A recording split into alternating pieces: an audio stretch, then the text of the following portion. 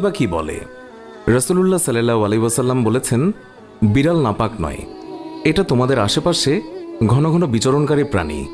আবু দাউদ ৭৫, তিরমিজি ৯২।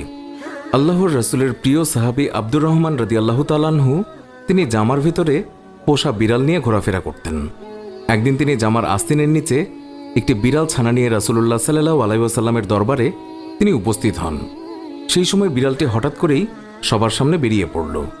এই অবস্থা দেখে রাসূলুল্লাহ সাল্লাল্লাহু আলাইহি ওয়াসাল্লাম তাকে রসিকতা করে ইয়া আবু হুরায়রা, অর্থাৎ হে বিড়ালের পিতা, এই বলে সম্বোধন করলেন।